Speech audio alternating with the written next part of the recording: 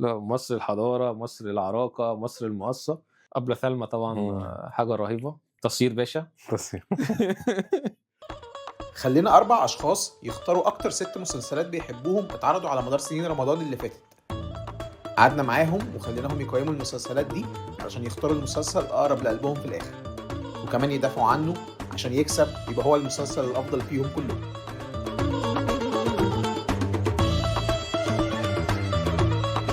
يا كرولوس، ايه الاخبار؟ كله تمام. النهارده هنلعب لعبه سوا. معانا 6 مسلسلات من اختيارك. 3 مسلسلات من قبل 2010 و3 بعد 2010. هنسأل على كل مسلسل 3 أسئلة، وهناخد تقييم منك على كل بند من الأسئلة دي، وفي الآخر هنشوف ايه أكتر مسلسل انت حبيته في ال6 مسلسلات دول. اتفق. يلا بينا. يلا بينا. يلا نبدأ.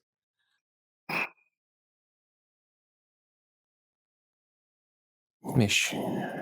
المسلسل ده بيتكلم عن الطار، ده بيشدك ازاي؟ والمسلسل في رأيك كان مختلف في ايه عن اي مسلسل صعيدي اتعمل؟ احنا هنا بنتكلم عن طايع. طايع ده أول اختيار ليك. ده كان اول اختيار ليا. حلو. طايع يمكن كان مختلف شوية، ان هو بس مش بيناقش قضية واحدة، هو بيناقش صراع نفسي جوه عن شخصية طايع نفسه. مظبوط. وكان في كمان شغل كتير في طايع بالنسبة للشخصيات اللي عمل نفسها. إن كتير مننا كان مشدود شوية لشخصية حربي مش شخصية طايع. اللي هي الشرير، مش الشرير مش اللي على حق. يعني أنت مش يعني حابه وبتستناه، بس أنت مش معاه، يعني هي دي الفكرة. مم. طايع أنت متعاطف معاه، بس أنت مش مستني تشوف طايع، أنت مستني تشوف حربي. لكن حربي مسيطر طاغي على هو اللي كل كان حاجة. بيحرك المسلسل يعتبر. وكان كمان المزيكا كمان تعرفك ان حربي داخل قبل ما يخش. يعني المزيكا بتبقى فيه ترقب كده في المزيكا بيدخلك على طايع. بس لو رحنا لحته الطار، هو في الاخر ما اداش، معوضش طايع في الاخر. يعني هو طايع طول المسلسل هربان وبيجري وبيحارب نفسه وبيحارب الناس والكلام ده كله. بس المسلسل يعني في الاخر الناس اتقسمت نصين يعني. طب هو فين التعويض بتاع طايع؟ ما طايع اتسجن، طب حتى عوضه عاطفيا. يرتبط مثلا بالبنت اللي كانت معاه في الموقع ومعاه في المهمه، برضه ما تعوضش ما عاطفيا. حصلش. فكانت النهايه واقعيه زياده عن اللزوم. في ناس بتشوفها وحشه، بس انا بالنسبه لي لا، ما ده اللي بيحصل. مش لازم كل النهايات تبقى فيها حته سعيده يعني. شايف ان المسلسل ككل اتظلم؟ المسلسل يعني انت اكيد عارف موضوع ان هو اصلا كان فيلم وبقى مسلسل، وده كان اول حاجه لعمرو سلامه. اول مسلسل فعلا اول حاجه دراميه ليه. والاختيارات بتاعه الممثلين اغلبيتها كلها جت صدفه، ما كانتش حاجه مترتب لها. فكره ان عمرو يوسف اصلا يعمل صعيدي دي كانت حاجه جديده طبعا. وان هو قعدوا في الاقصر فتره كبيره يصوروا، وكان الموضوع فيه جري كتير. بس لا يعني هو اتظلم شويه في الفتره اللي نزل فيها. بس لا كعمل لحد دلوقتي الواحد ممكن يشوفه عادي. وبحب قوي اختيار هشام سليم كضيف شرف ان هو طلع. يعني هو ظهر حاجات بسيطه جدا، يعتبر كلها فلاش باك يعني. بالظبط. بس لا، تحس ان اختيار مختلف. بالظبط. تقيل، اختيار تقيل يوضح لك مكانه الاب كانت عامله ازاي في وسط العيله دي وفي وسط البلد يعني. طب بما انك اخترت طايع الاختيار يمكن مش كتير ناس هتختاره في المسلسلات المفضله ليها، تدينا كام من 10 في نجاح المسلسل وفي جودته؟ لا، الجوده يعني اديها 10/10. تمام. يعني انت شايف فعلا المسلسل جودته تستحق يعني انا من الحاجات اللي كنت برضو لاحظتها في التتر وانا بتفرج كده من فتره، انا كان اول مسلسل بالنسبه لي اخد بالي ان في التتر مكتوب ان في حد مسؤول عن سكريبت اضاءه. اوكي. وده واضح جدا ان لا، الاضاءه كمان متعوب فيها في المسلسل. والالوان عموما متعوب فيها، يعني الالوان كلها عشان هم صحراء ورمادي وبني وترابي والكلام ده كله، بس ده برضو بيوضح فكره الطار والصراع والحاجات دي كلها يعني. اوكي، حلو جدا.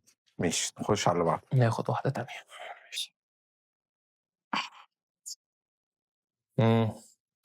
رحنا في حته تانية خالص، بعدنا عن طايع. تتر الرجل العناب. تاني اختيار. اللي مغني التتر هو اللي عامل الموسيقى التصويريه، تعرف مين؟ هو كان كاريكا. مظبوط. كاريكا هو اللي كان عامل المزيكا، هو اللي مغنيها.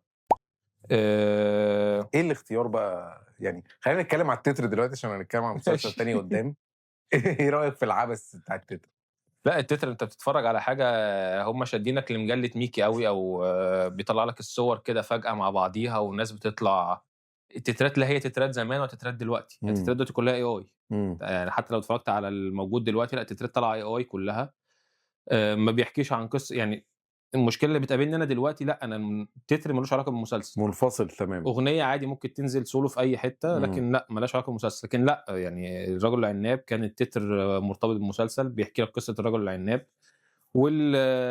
الvisual بتاعه كان طالع حاجات كرتونية كده لذيذة، وده بيبين لك هو الفكرة إيه، أنا باطلّع super hero مصري في دراما عشوائي. عشوائي مش هيصلّح الدنيا، لأ هو هيعيشنا في ظروفه. اوكي، حبيت التتر حبيت التتر بمقاييس تترات مسلسلات رمضان. لأ بُص هو الرجل العناب أصلًا ما يعتبرش مسلسل رمضاني، يعني إمم. هو في حتة لوحده كده يعني لحد دلوقتي الناس بتتفرج عليه، يمكن هو ما نجحش النجاح في ساعتها في وقتها، بس عايش وبينجح كل يوم إحنا عليه. في رابطة محبي الرجل صح. العناب موجودة دلوقتي الناس كلها عايشة عليها يعني، فلأ يعني التتر لأ يمثل المسلسل بنسبة كبيرة. تدّي له قد إيه من 10؟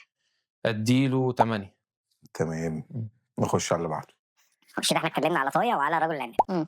هنشوف بقيه المسلسلات.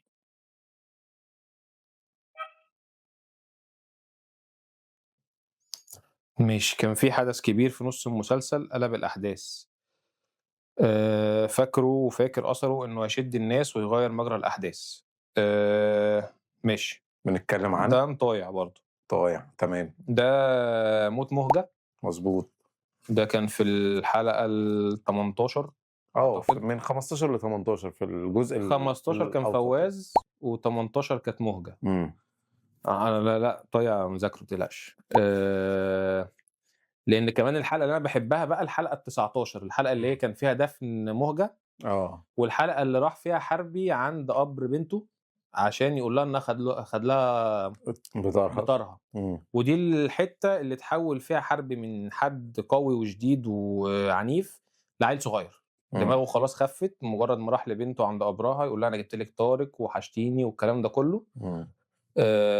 فلأ الحدث بتاع موت مهجة كان بداية الانكسار لحربي. هو طبعًا انكسار لطايع والعمدة والكلام ده كله، بس كان انكسار لحربي أكتر، لإن هو خلاص بقى الفكرة اللي كان هو شديد عشانها طول حياته، اللي هو يجيب طار بنته، خلاص هو جابه. فبعد كده هو مش محتاج حاجة إن هو يبقى شديد تاني، خلاص هو حقق اللي هو عايزه، واللي كان جايب القوة عشانه. بس. طيب آخر حاجة في النقطة دي، النجاح الجماهيري بتاع طايع، أنت تقيّمه إزاي؟ كمسلسل ككل يعني؟ لأ مع الجمهور.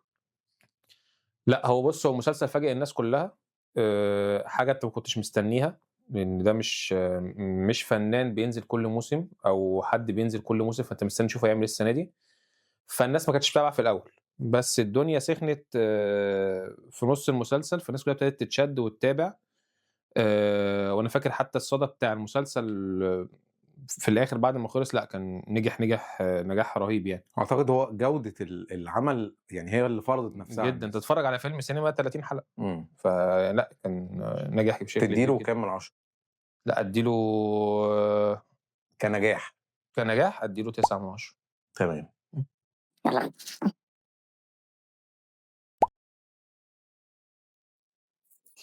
ماشي، تامر حبيب مؤلف لا تطفئ الشمس، دايمًا بيخلّي في شخصيات كتير وعلاقات بأحداث متداخلة، أنت في العادي بتحب النوعيات دي من المسلسلات، إيه سبب نجاحه مع إنه خَد انتقادات كتير واتقال وقتها إنه مش بيتكلم عن مجتمعنا اللي عايشين فيه؟ حلو أوي. اختيار آخر لا تطفئ الشمس. ماشي، هو لا تطفئ الشمس من الحاجات اللي كانت زحمة، لإن هي فيها خيوط كتير أوي، 5 ولاد وأمهم، كل واحد بعلاقاته، بدنيته، بنفسيته، بس اترسمت حلو، يعني هي اترسمت حلو، حتى تامر حبيب خَد يعني المؤلفات كلها هو طبعًا من الروايات اللي موجودة، بس هو خَد من روايات تانية عشان يكمّل بيها الشخصيات، بس ما بعدش كتير يعني عن نفس الرواية. الشخصيات فيها طبعًا اختلاف رهيب ما بين ال5 شخصيات بتوع العيال. فيهم اللي بيحاول يدوّر على إن هو يبقى مسؤول ويبقى حُر في نفس الوقت، والولد الطايش اللي بيحب يبقى براحته واجتماعي مع الناس كلّها، البنت الشديدة، الشخصيات كلّها يعني بس هي كلّها التداخل لأ، التداخل كان حلو. ما كانش متشابك إن هو يتوّه الواحد، بس هو عشان دايمًا تامر بيربط الأحداث الرابطة بتاعة الحب. بالضبط كده، هو دايمًا ماشي ورا ده اللي جمع العلاقات. الشخصيات كلّها، بالضبط، هو ماشي ورا العلاقات الناجحة والعلاقات الفاشلة، والعلاقات المستحيلة بالضبط، والعلاقات ما تقدرش تفكّر فيها هو دايمًا تامر حبيب بيحط الخط ويقعد يبني عليه أو يغزل عليه بقية العلاقات، وهو شاطر في ده جدًا. جدًا، جدًا، يعني هو بس هو يعني الانتقاد اللي جاله في لا تطفئ الشمس في حتّة الناس ما كانتش برضه قادرة يعني تتقبّل شوية مسلسل ورمضاني وفيه علاقات وفيه حاجات مش لأ، شبهنا وعلاقات كتير، كمان غريبة عن المجتمع اللي إحنا فيه، يعني حاجة كان مرفوضة جدًا زي برضه. علاقة مثلًا فتحي عبد الوهاب وجميل عوض. بالضبط كده، إمم. فدي كانت حاجة مرفوضة برضه، بس هو كمسلسل كحالة لأ، يعني حلوة جدًا، إمم. ومحمد شاكر خضير كمان المُخرج رهيب، رهيب، يعني رهيب، أبدع في المسلسل ده. ومن المسلسلات برضه اللي عايشة. لحد دلوقتي إمم. لحد دلوقتي في ناس بتقول لا تطفئ الشمس، يقول لك لأ مسلسل رهيب واتفرجنا عليه مرّة و2 واتفرجنا عليه مثلًا بعديها بسنتين، في ناس ما اتفرجتش عليه في الأول، إمم. في ناس رجعت له بعديها بفترة كبيرة اتفرجت عليه عشان ما يفوتهاش، هي دي إمم. الفكرة. طيب النقطة دي برضه بنتكلّم عن النجاح الجماهيري بتاع لا تطفئ الشمس، إمم، بعيدًا عن جودة العمل. تمام. أنت شايفه إزاي؟ تقبُّل الناس بُص ليه الناس كعمل الناس متقبلاه، بس كان الناس عندها شوية انتقادات في الأداء بتاع بعض الممثلين، يمكن الناس وضّحته بعد العمل بشوية، يعني الناس كانت بتعترض أوي على على تايسون لمّا كان مخارج بيعرق كتير آه. ومخارج الألفاظ وما فيش الريأكشنات مش طالعة في مكانها والكلام ده كلّه، بس لأ أنا بالنسبة لي حتى يعني لأ كان دوره عظيم، إمم. ليه مشاهد يعني مثلًا في مشهدين أنا باحبهم جدًا ليه، المشهد بتاع الفطار وهُم بيفطروا لمّا قال لها: "لأ الفول أنا عايز فول بالزبدة." زي ما كان آدم بيحبه، إمم. والمشهد لمّا عرف إن أخوه ما ماتش وطلع له عند السطح عشان يلاقيه وبتاع، المشهدين دول رهيبين يعني صح. آه. طيب حلو جدًا. كام من 10 أدّي كنجاح؟ له كنجاح أدّي له 7. تمام. خُش على اللي بعده.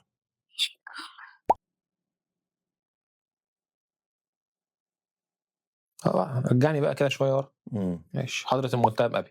آه. الاختيار الأقرب إلى قلبي. أول مرّة شُفت المسلسل ده كان عندك كام سَنة، وكنت متعاطف مع الأب والّا الابن؟ ولو دلوقتي شُفت المسلسل ده هيبقى عندك نفس وجهة النظر والّا هتغيّرها؟ لأ، أنا كنت متعاطف مع الأب، و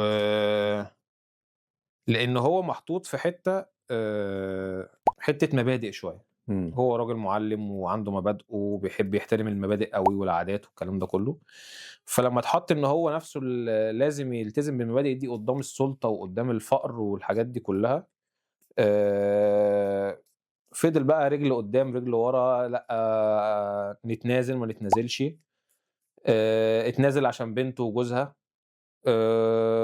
وكان حتى المشهد ده أنا كنت شايفه قريب، إمم. وهو بيقول لابنه إن هو اتنازل، إمم. هو مش عايز يعني هو قاعد على الكرسي وابنه بيقول له: "أنت اتنازلت." هو بيبُص كده بيقول له: "أنت شُفت أختك وجوزها؟" مش عايز حتى يبُص ده يبان حتى في العلاقة اللي ما بينهم، العلاقة بتاعة الأب والابن دي كلّها باينة في التتر، إمم. في البداية والنهاية. لأ هنتكلم عليه كتير. آه، بس أنا يعني أنا فاكر المشهد ده وقد إيه نور الشريف لأ يعني عظيم يعني. رهيب، إمم. رهيب. فلأ أنا مع الأب ولو اتفرّجت عليه أنا اتفرّجت عليه كتير، بس لو اتفرّجت إمم. عليه 50 مرّة تاني هابقى مع الأب برضه. أوكي. بتحب أنت حضرة المتهم علي؟ جدًا، إمم. جدًا. ويعني في حاجات كتير جدًا في المسلسل، يعني مثلًا توفيق عبد الحميد، إمم. رهيب، دور من رهيب، أدوار عمره يعني. رهيب. إمم. يعني تخيل أنا مثلًا أنا المجني عليه ولقيت الجاني بقى صاحبي، إمم. وهو اللي بيشجعني إن أنا أكمّل ضده، عشان هو عارف إن أنا صح. هي التركيبة بتاعة غري الcharacter ده غريبة، جميلة غريبة وتشدّك زي ما قُلت لك مثلًا من شوية حربي يشدّك في طايع، لأ توفيق عبد الحميد يشدّك في حضرة المتهم أبي، إمم. فلأ رهيب. هو مسلسل متكامل بصراحة. طيب تدّي له قد إيه تقيّمه إزاي حضرة كنجاح المتهم؟ آه. لأ أدّي له 10 يعني كنا بنستنى حضرة المتهم أبي أنا كنت قاعد معاهم في البيت، إمم. يعني هو من المسلسلات القليلة جدًا اللي تخلّيك عايش معاه في البيت، عايز تعرف إيه اللي هيحصل، بتفكّر له في حلول، طب لأ، طب ما يعمل كذا، طب ما يلحق ابنك، طب ما يلحق مش إمم. عارف مين، كده لأ، وكسّر الدنيا في وقتها فعلًا. رهيب، إمم. رهيب. حلو جدًا. نشوف اللي بعده. نشوف اللي بعده. ماشي.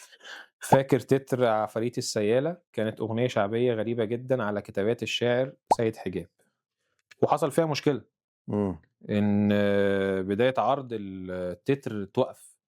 التتر اللي توقف. الموسيقى أوكي. بتاعة التتر، والتتر توقف في الأول، ودي حصلت مشكلة مع عمار الشريعي إن هو اللي كان عامل المزيكا. غريبة. هاني عبد الفتاح مش حد معروف أو مسموع كتير، فمحدش يعرفه، بس صوت شعبي جميل. شعبي جميل وفي بحة كده حلوة، تحس إن أنت قاعد مع حد على القهوة بتسمع أغاني صح. على القهوة خفيفة كده. فكانت غريبة، بس كانت برضو معيشاك في روح المسلسل. أنت عارف أتفرج على مسلسل شعبي. أنا ما شفتش مسلسل خالص مثلا، بس سمعت التتر خلاص، أنا عارف أتفرج على إيه. دخلك على طول في خلاص أنت مش محتاج، انت نزلت الحاره خلاص. أنت معاهم في السيالة كده، قاعد معاهم بقى، شوف الدنيا ماشية إزاي. صح، هو التتر فعلا جميل. وسيد حجاب وعمار الشريعي يعني احنا اقل من ان احنا نتكلم عليهم. مفيش كلام عليه. دويتو بجد ممكن يتعمل له حلقات. قد ايه الناس دي كتير، الناس دي نقلت التترات في حته تاني خالص احنا تماما. التترات على فكره مظلومه في مصر يعني. جدا جدا، خصوصا سيد حجاب وعمار الشريعي. بالظبط. محتاجين اعاده احياء للحاجات دي، محتاجين حفلات لايف يعني نحس فعلا بقيمه المزيكا اللي كان عاملها عمار الشريعي وبقيمه احنا الكلام. ممكن لو اتعمل حفلات بس التترات القديمه بتاعت المسلسلات، لا انت صح، هتكسر تقعد الدنيا. ايام وليالي فيها يعني. صح حقيقي. طيب تتر عفاريت السيالة، أنا شكلك يعني من كلامك بتحبه، تقيمه ازاي؟ اقيمه ازاي يعني؟ هقول لك ممكن اديله 8 من 10. تمام زي الفل. نخش على اللي بعده.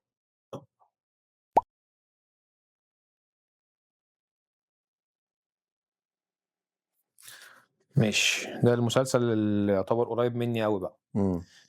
مش كل الناس يعرفوا مسلسل الأصدقاء وليه بتحبه. والمسلسل ده من نوعية المسلسلات الوعظية اللي بتقول لك رسالة مباشرة. انت شايف النوعية دي مسلسلات ازاي؟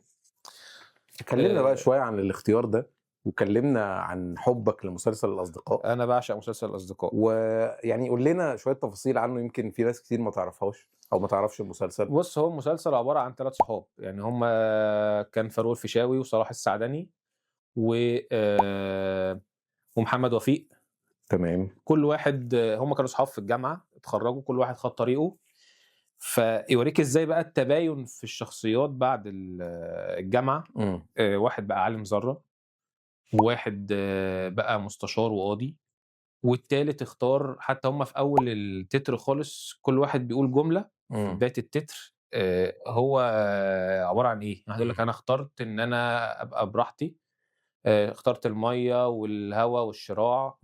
والتاني يقول له انا اقدر يعني افديك باي حاجه الا القانون. والتالت يقول لك انا اخترت اكسر حواجز المجهول. فكل واحد على صلاح السعدني، محمد وفيق، فاروق الفيشاوي. فكل واحد ليه سكه مختلفه، لكن تجمعهم ايه؟ الصداقه. الصداقه اللي هي بقى سحلاهم طول المسلسل. كل واحد بيحارب عشان خاطر صحابه، عشان خاطر يفضل وسط صحابه. يحارب عيلته، يحارب الشغل عنده. يعني 3 عوالم مختلفة تماما. نهائي. وبتجمعهم ايه؟ تجمعهم القعده والفضفضه، وحتى لو غبت عنك فتره كبيره هرجع ليك صاحبي اللي انا عارفه واترمي عليه. هي دي الفكره. فدي كانت بالنسبه لي رساله مباشره للصداقه. يمكن ما فيش مسلسلات تاني جت قالتها في وشك كده واضحه بالطريقه كمان اللي اتبلورت في المسلسل، بالاحداث، بكل ده. كانت يعني انا حبيت فعلا المسلسل جدا. رهيب. لكن انا حاسس ان المسلسل مش معلم مع الناس، مش معروف. مش معروف لانه ما بيتذاعش كتير، ما بقاش ينزل خلاص يعني. حتى هو موجود على اليوتيوب طبعا، بس ما بقاش حد بيتكلم عنه كتير. يمكن ما تذاعش غير هي المره بتاعت رمضان دي، ما تذاعش بعديها تاني اعتقد. مره او مرتين في يعني حاجات بسيطه، مش زي في قنوات مش كبيره، مش اغلب الاعمال زي يعني ما بيذاعش كتير زي الناس التانية يعني. بس هو لا يعني رهيب. رغم انه اخراج اسماعيل عبد الحافظ، واسماعيل عبد الحافظ يعني مخرج يعني كبير حدث ولا جدا حرج على اللي عمله قبل كده الدراما يعني بالظبط. يكفي ليالي الحلمية. ففعلا المسلسل ده كان يستحق اكتر من اللي وصل. كتير جدا. كتير جدا يعني. ده يمكن اكتر المسلسلات اللي انا بحب اتفرج عليها كل فتره. ان الشخصيات يعني لأ ما فيش حد شبه التاني فيهم، إمم. وما فيش حد ظروفه شبه التانية فيهم. صح، حتى الزوجات بتاعة يعني مختلفة تمامًا، مرات محمد وفيق كانت هالة فاخر، هالة فاخر ومرات وست بيت ومحافظة بالضبط، وصيدلانية وكده. ومرات صلاح السعداني كانت صفية العمري صفية العمري اللي بتحلم بالسلطة وجوزها بالضبط. وأخوها وزير وعايزة جوزها يبقى برضه وزير عشان الشهرة والسلطة والكلام ده كله. مسلسل جميل، مسلسل وفاروق جميل أوي. الفيشاوي نرمين الفقي بتجري وراه عشان تتجوزه عشان هي شافت في واحد بيرفضها وهي إمم. واحدة عندها نفوذ، إمم. فإزاي ده يرفضني؟ لأ أنا هاخده وهوصل له وهيبقى بتاعي، وهو بيقاوم والكلام ده كله لحد ما الاتنين بيحبوا بعض ويبتدي بقى المسلسل ياخد حتة تانية برضه. إمم. طيب حلو جدًا. تدّي النجاح بتاع مسلسل الأصدقاء، النجاح. لو هاتكلم واقعيًا لأ بال الأصدقاء مثلًا ادّي له كنجاح 6 من 10. أوكي، ما علّمش مع الناس. ما علّمش مع الناس لأ، يمكن علّم معايا أنا بس. وده كفاية، ده كفاية جدًا. طيب نخش على اللي بعده.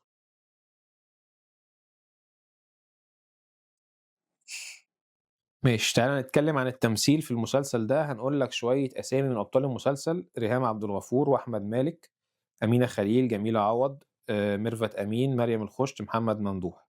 بنتكلم على لا تطفئ الشمس. بالضبط، قُل لنا مين أكتر حد عجبك أداؤه في المسلسل؟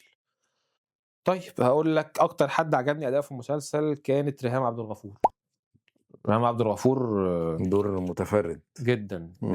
إزاي أبقى متشددة وما باكسرش حدودي خالص مع أي حد، حتى عيلتي وأقرب الناس ليّا لازم أفرض أنا رأيي عليهم. كانت شخصية غريبة. تقريبًا كانت بداية التحول بتاعة ريهام عبد الغفور. ريهام بعديها مسكت خط كده حلو كده. يعني هو تقريبًا قبل لا تطفئ الشمس كان الدور بتاع الريان بس الوحيد اللي كان مختلف عليها. غير كده كان كله أدوار cute بالضبط. البنت الطيبة الغلبانة اللي مش عارف إيه. هي سرقت بطولة حاجات كتير بعديها بالدور ده الصراحة بالضبط، يعني. أنا فعلًا حاسس إن هي يعني اتغيّرت من بعد لا تطفئ الشمس، بالضبط. واتجرأت.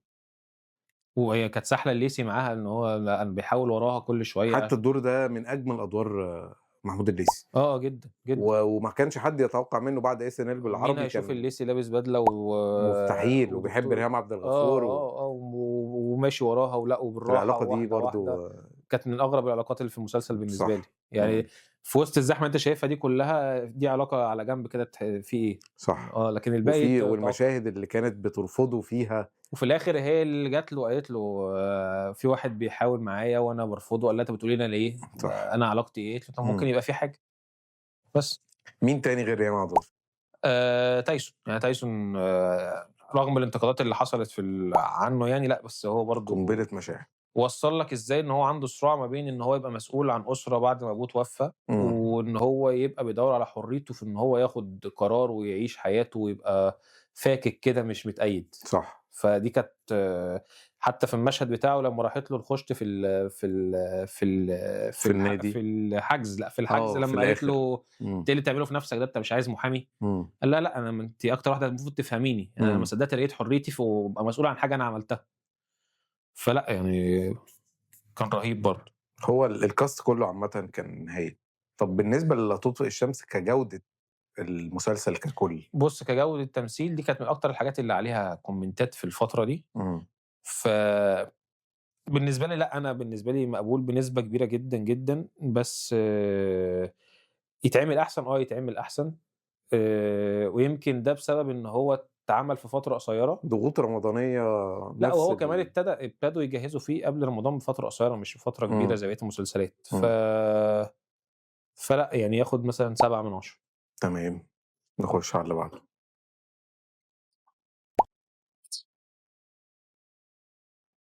ماشي. الرجل العناب، إيه أكتر 3 إفيهات في دماغك من مسلسل الرجل العناب؟ خصوصًا إنه لمّا نجح كان بعد فترة، وإن الmemes والسوشيال ميديا كانت مؤشر مهم للنجاح ده. طب هو بُص، هو إفيهات الرجل العناب هي اللي عايشة لحد دلوقتي. مضبوط. يمكن هو ده اللي مخلّي الناس فاكرة الرجل العناب أصلًا. يعني بتاعة مصر المقاصة، اللي هو مصر الحضارة، مصر العراقة، مصر المقاصة، دي يمكن من الحاجات اللي باحبها جدًا. وأبلة سلمى. أبلة سلمى طبعًا حاجة رهيبة. تصير باشا. بس وإيه تاني؟ ولأ في حاجات كتير جدًا. هو بُص هو أيقوني. أي حاجة اتقالت. لمّا كان بيغني الكليب وما جابش الجزمة. بُص أي حاجة طلعت، ولمّا كان بيتريق على كاريكا يعني هو مسك حتى لما كان رايح يحيي فرح ومسك سلك ان هو بيتريق على كاريكا وانا شغال مع كاريكا والكلام ده كله. فلا كان رهيب رهيب، ولحد دلوقتي افاته تفضل ماشيه معانا حبه حلوين. الجوده بتاعت رجل العناب زيرو. مفيش، هي مش موجوده. بص رجل العناب يمكن اللي نجحه ان هو ما اتصرفش عليه بربع جنيه، لكن بالرغم ده نجح نجاح رهيب لان الناس حست ان هو المفروض يبقى عامل كده. انت بتجيب واحد مش سوبر هيرو، هو مش سوبر هيرو ناجح، هو سوبر هيرو فاشل او بيستخدم قوته. يعني مثلا لو اتفرجت على فيلم هانكوك، ده سوبر هيرو فاشل، هو راجل في الشارع وبيكسر الدنيا وكده. هي نفس الفكره، تجيب واحد من الشارع واديته قوه ما ينفعش تبقى معاه، فهو حتى مش عارف يسخرها لنفسه، صح، هو مبهدل الدنيا، واللي ممشيه دماغه طاقه، والضابط اللي بيحاول يمسكهم ويلحقهم رايح هو كمان في داهيه. فمفيش حاجه ماشيه صح في المسلسل، صح. بس وده اللي نجحه على فكره. لكن كنجاح جماهيري تديله لا 10 من 10 رهيب. حتى الان حلو جدا. نخش على اللي بعده.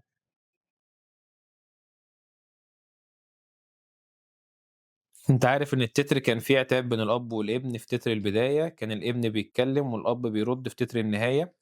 اتكلمنا عن التتر ده بالنسبه لك حضرة المتهم ابي. نسيب بقى كل حاجه في ايدينا. لا احنا واحكي لنا، لا تاخدوا بقى الورق ده. احكي لنا بقى عن التتر اللي انا بشوفه يعني يتحط مستريح من احسن 5 تترات اتعملت في الدراما المصريه، اذا ما كانش اتعملت في الدراما العربيه. تتر متكامل جدا، متكامل. احمد فؤاد نجم في الكلمات، ياسر عبد الرحمن ومدحت صالح، وقضيه وفكره قول بقى. بص يعني التتر من بدايته كلها هو كان اصلا عتاب ما بين احمد فؤاد نجم وبنته ونوار. هي كانت بتقول له انت ليه، انت يعني كان في لقاء ليها كده بتقول له انت لما انت مش قادر تبقى اب لينا جبتنا ليه؟ صح. فقال لها بعديها، كلمها في التليفون قال لها اللي انت عملتيه فيا ده جاب لي سبوبه، اللي هو كان التتر بتاع حضرة المتهم ابي.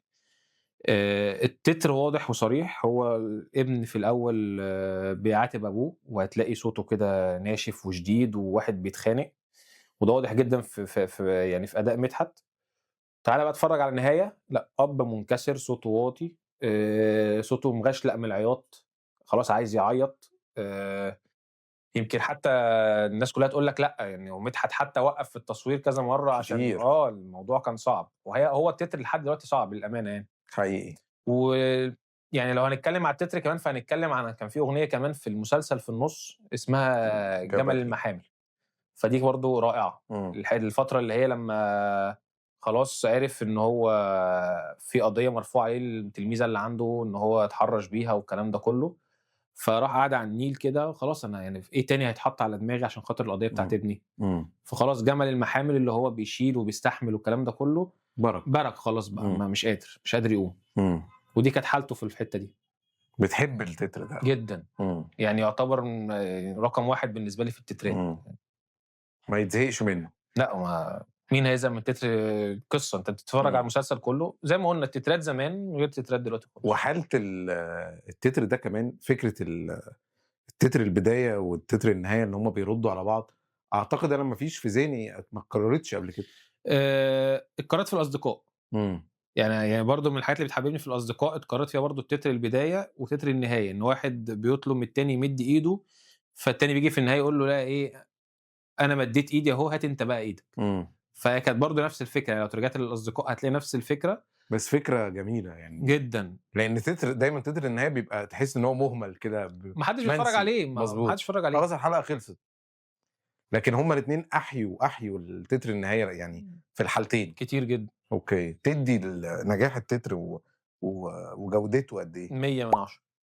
عندك حق وانا معاك. نخش على اللي بعده.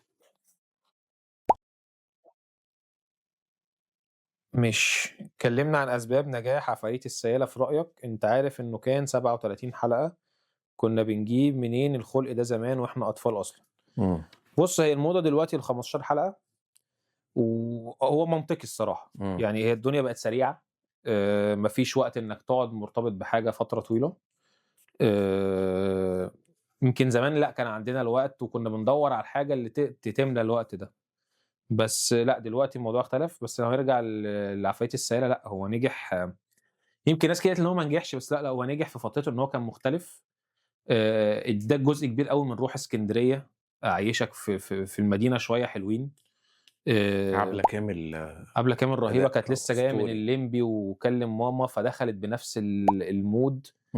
خالة داخلة رزقة وداخلة وبتاع وأنا والميكس بتاعها هي وخيرية أحمد مع بعض لأ وكان تحس إن في كده إيه 1، 2 كده رايح جاي، دي تودّي دي تجيب، وواحدة تعلّي وواحدة تهدّي، والسيناريوهات بتتربط عشان يوصلوا اللي هم عايزينه، فتحس إن هي كانت بتحرّك اللي حواليها وهي قاعدة، يعني تحس إن هي بنت سوق كده، واحدة عارفة تاخد إيه اللي عايزاه إزاي. ودايما أنا باحب أقول على عفاريت السيالة رمز قد إيه أحمد الفيشاوي ما استغلش موهبة نفسه. هو اللي ضيّع يعني أحمد فيشاوي كان مسك الخط ده وبنى عليه شغل تاني كتير كان هيوصل في لا حتة. يعني شخصية ما فيش حد عمل زيها. ولو ترجع لتربية أحمد الفيشاوي لأ ما تقولش خالص إن هاقول لك هو كمان يعني عارف مين كمان اللي طلع من المسلسل ده وابتدى شغله؟ إمم، زينة، كان أول حاجة لزينة خالص، مضبوط، أول يعني ظهور لأول مرّة، رندا البحيري، منة فضالي، الناس دي كلّها برضه كانت لسه كانت بتقول يا لسه هادي، بتقول يا هادي فعلًا. كانت وجوه شابة، هي دي الفكرة. صح. بس هو فعلًا مسلسل التتر والمسلسل الاتنين جودتهم عالية جدًا. عالية بالنسبة للوقت اللي كان فيه. بالضبط. ولو يعني الناس تعيد مشاهدة المسلسل تاني، هو كان في 2004 أعتقد. 2004 عفاريت السيالة فعلًا. 2004. وبرضه فكرة يا جماعة أنت بتتكلم على مسلسل أسامة أنور عكاشة وإسماعيل عبد الحافظ، فيا جماعة ده صُناع الدراما الحقيقيين، فلأ مسلسل فعلًا يستحق. طب بالنسبة لجودة عفاريت السيالة آآ ونجاحه الجماهيري، نجاحه الجماهيري هاقول لإن لك، أنا دايمًا حاسس إن على قد ما المسلسل ده حلو جدًا، لكن نجاحه مع الناس ما علّمش أوي، آه. ما علّمش أوي لإن كان في ساعتها كان في لغط كبير أوي عن وكمان اللغة كمان ساعتها ناس كتير انتقدتها، الألفاظ، طريقة الكلام ييجوا يشوفوا دلوقتي. الإسكندراني، لو كانوا عايشين معانا دلوقتي كانوا حسّوا بقيمة عفاريت السيالة. بالضبط كده. طب لأ أدّي له 8/10. النجاح الجماهيري 8/10. آه. يالّا بينا نخش على اللي بعده. القلب اللي ما يحبش خسارة يعيش، دي كانت من الجمل القوية اللي كتبها أمير طعيمة وغنتها أصالة في تتر تطفئ الشمس. تتر لا تطفئ الشمس. من الحاجات اللي كانت مفوّقة مع أصالة في الفترة دي، إمم. وأصالة كمان أضافت للمسلسل بالأغنية وأمير طعيمة طبعًا. آآ يعني حتى مثلًا هي لخّصت السلك بتاع المسلسل كلّه أو الخيط بتاع المسلسل كلّه هي عنوان الأغنية، الحب. مضبوط. بس فدخلت بيها، عيشتك في الجو. آآ بالإضافة للموسيقى بتاعة المسلسل نفسه اللي كانت تسحبك، أمين بوحافة كان عامل شغل رهيب، خيالي. رهيب. حقيقي. ما حدش يعرف يوصفه اتعمل إزاي أصلًا، هي إمم. دي الفكرة. وإزاي وظّفه في إن هو يطلّعه من فتحي عبد الوهاب لمّا كان بيسجّل أصلًا، فهو كان بيسجّل اللحن ده، والشرنوبي كان هو اللي بيعمل الأداء الصوتي بتاعه، مضبوط. فلأ كان رهيب برضه يعني. تدّي له كام من 10 التتر؟ التتر أدّي له 9/10. تمام. خش على اللي بعده. خُش على اللي بعده. ماشي. الموسيقى التصويرية لمسلسل طايع، أنت فاكر تتر طايع والموسيقى التصويرية بتاعته، فاكر مين اللي عملها والمغني لو في جملة معلّقة معاك من التتر. طيب هو المغني كان وائل الفشن والمزيكا نفسها طارق ناصر. يمكن هو مش معروف، هو أردني. مش معروف، وما اشتغلش في مصر كتير. ما اشتغلش في مصر، بس موسيقى طايع طبعًا يعني حتى هي تلاقي مثلًا هو لحن مشدود بكذا نوتة كده، حزين، حماسي، مكسور، مترقب، الكلام ده كله. والتتر طبعًا فظيع، يمكن التتر يعتبر لو حد يفتكر هيقول لك لأ ده شبه الحشاشين أوي، لإن هو نفس الmood بتاع وائل الفشن. مضبوط. و يمكن هو الجملة اللي فيها مثلًا زي ما أنتم بتسألوا هنا الجملة إيه الجملة اللي معلمة معايا، لأ هي اللي هي خسارة الحُر لو جرى عليه الزمان، فلأ ما طبعًا. بس أنا ملاحظ إن معظم اختياراتك في المسلسلات تتراتها حلوه قوي. يعني أنا بنتكلم في حضرة المتهم ابي، في الاصدقاء، في عفاريت السياله، في طايع، في لا تطفئ الشمس، حتى الرجل العناب. يعني تتر مختلف. انت بتحب أنا باحب التترات جدًا. اوكي. أنا يعني حتى لو التتر كمان أنا نفسي أشوف تترات زي زمان، إن هو يجيب لك اللقطات من المسلسل مظبوط. والشخص كده جنبيها. ما بقاش موجود ليه الموضوع ده؟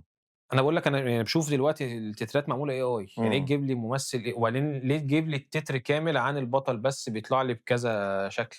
لأ، ما توريني يعني طلّع الناس اللي اشتغلت معاك يا عم. الناس دي ممكن تبقى نجوم كمان شويه. لأ، وادّي كل واحد حقه، مظبوط. يعني كان في مثلًا احنا زمان كنا بنعرف نربط اسم الممثل بصورته اللي بتطلع في التتر جنبها اسمه. بالضبط كده، هو في تترات زمان كان يقول لك عامل البوفيه اسمه مظبوط. كذا مش عارف، لكن دلوقتي ما فيش أصلًا تتر يعني ما صح.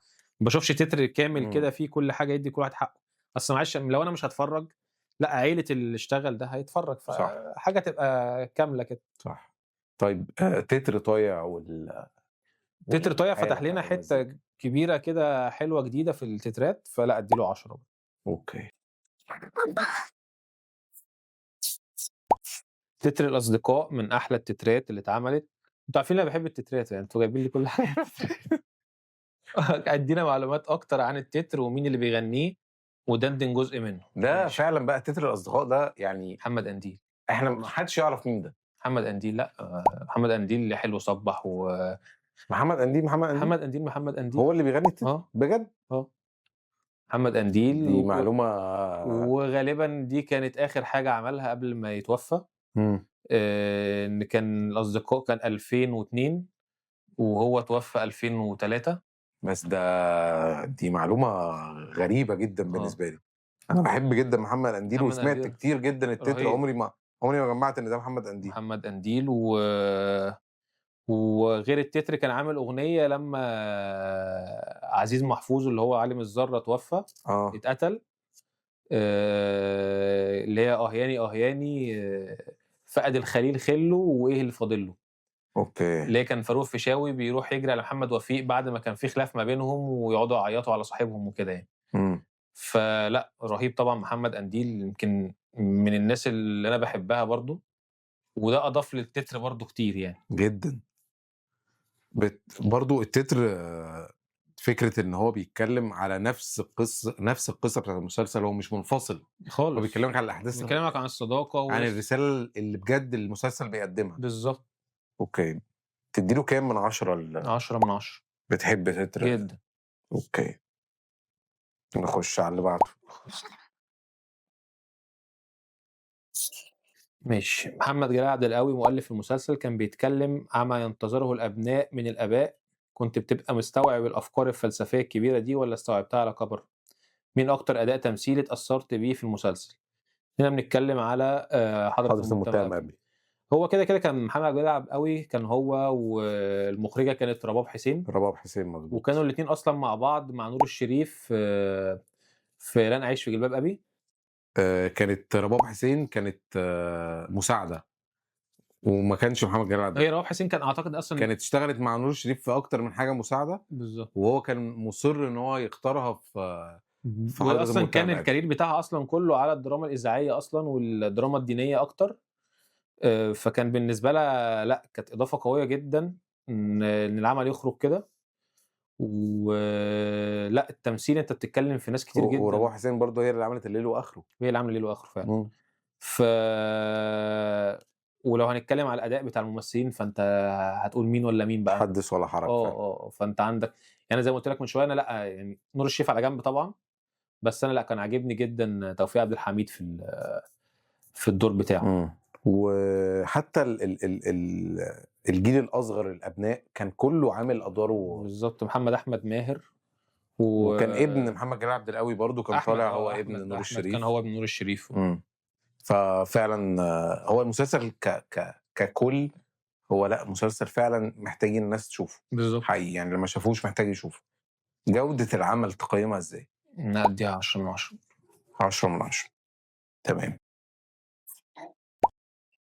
ماشي. خلينا نتكلم عن الحالة اللي قدر يوصلها العظيم أسامة أنور عكاشة هو والمخرج إسماعيل عبد الحافظ في المسلسل، وإزاي العالم بتاع السيارة اتقدم بالسلاسة دي وتعلقنا بالشخصيات كده. ما بص يعني هي ببساطة هو نزلك الشارع نزّلك الشارع، قعدت مع شوية شباب من الشارع عندك، وابتديت تشوف بقى إيه مشاكلهم، وابتديت تتعاطف مع أحمد الفيشاوي مغاوري عشان تشوف هيجيب حقه إزاي ويحافظ عليه إزاي، وفي نفس الوقت بقى وهو بيقضّي بقى حياته في وسط الحارة عنده والناس اللي بترازيه كل شوية يعني. بس فلأ هو قدر يوصّل ويدخّلنا في بس عالم الخيال. جودة العمل ككل رأيك فيها إيه؟ لأ هي كانت كجودة كانت في الوقت ده هو دخّلك الحالة نفسها أو المسلسل نفسه كان مختلف. آمم حاسس إن دايمًا باحس وأنا باتفرّج على عفاريت السيالة إنه كان محتاج كان شعبي. لأ بس كان محتاج يبقى حتّة كمان، يعني دايمًا لمّا باقارن المسلسل بمسلسلات إسماعيل عبد الحافظ وأسامة أنور الركاشة القديمة، سواء لده أو لده يعني. يعني مثلًا لمّا باقارنه بزيزينيا، باحس إن الزينيا واخد أجواء، وعفاريت السيالة برضه خد نفس الأجواء دي، بس ما دايمًا كنت باحس إن في حتّة ناقصة. بُص أنا معاك، بس هي الفكرة ممكن اللي تخلّي ده يفرق عن ده، أنت دلوقتي بتعمل مسلسل في حتّة مفتوحة في وسط ناس كتير، في وسط زحمة. إمم. يعتبر يعني زي ما بيقولوا كده خرجت للنور شوية وخرجت للشارع. يمكن الأعمال القديمة اللي قبل كده كانت حاجة مقفولة شوية. إمم. محكوم بlocation مقفول، الدنيا هادية، أنت عارف تطلّع اللي عندك كويس، غير بقى مجاميع كتير وجري وزحمة وضرب والكلام ده كلّه. فما كناش لسه وصلنا برضه الmechanism بتاع الزحمة بتاعة التمثيل يعني. مضبوط. طب كجودة العمل تدّي له كام من 10؟ أدّي له 7/10. تمام. خُش على اللي بعده.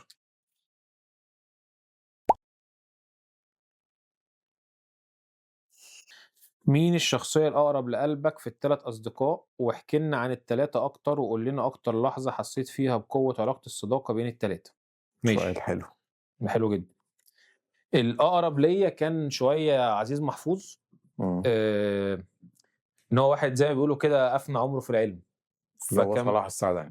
فكان بيدوّر أوي. يمكن اللي يتفرّج عليه يحس إن هو طفل صغير مش حد كبير، وبالذات لمّا يبقى مع أصحابه. يعني إمم. هو في بيته حد بيتكلّم بطلاقة وماسك نَفْسه والكلام ده كُلّه، كان هو مع أصحابه خلاص، اللي هو بيفرد دراعه الاتنين بقى خلاص أنا مع أصحابي. إمم. فتحس إن في طفل قدّامك كإن مجموعة صحاب صغيّرين، وده بتشوفها من صلاح السعداني أكتر يعني. إمم. إن هو بيبقى عايز يبقى مش مسؤول عن أي حاجة أو مرتبط بأي حاجة طالما هو في وسط صحابه، لأ أنا عايز أبقى براحتي وأجري وأتنطط. ويمكن ده ظهر أوي في الحتّة لمّا هُم سافروا، آه. لمّا طلعوا رحلة مع بعضيهم. هو كان أكتر واحد مش شاغل باله بأهله، بشغله، بعيلته، بالدنيا دي كلّها. أنا خارج مع صحابي وعايز أنبسط والحتّة اللي دفن فيها نَفْسه في الرملة وكده، قال لهم أنا في قمة الحلقات دي سعادتي. كانت حلوة جدًا. جدًا، إمم. جدًا. فلأ، دي كانت الشخصية الأقرب ليّا، ودي كانت الحتّة برضه الأقرب ليّا اللي ظهرت فيها قوة الصداقة اللي هم لمّا إمم. سافروا مع بعض. حلو أوي. جودة المسلسل. جودة المسلسل يعني فيها أدّيها كلام. 9، 9، 9 أو 9. تمام. نخُش على آخر سؤال معانا. آخر سؤال. فين؟ أيوه، أعتقد آخر بوكس جنبك. أيوه هو ده. المسلسل ده مصروف عليه جامد جدًا، قيّم لنا الإنتاج بتاعه بقى. طبعًا طالما مش هنقدر بتاعه بقى نتكلم. يبقى هو بُص هو كلّه اتصرف عليه ما عدا الرجل العنابي يعتبر. فما أعرفش أنتوا قصدكم على أنهي واحد فيهم. الرجل العناب. لأ، ما هو كده ما اتصرفش عليه. ف يمكن هم كانوا محضّرين أو هو ما اتصرفش عليه إن هم ما كانوش عاملين حسابهم إن هم هيوصلوا للنجاح ده. إمم.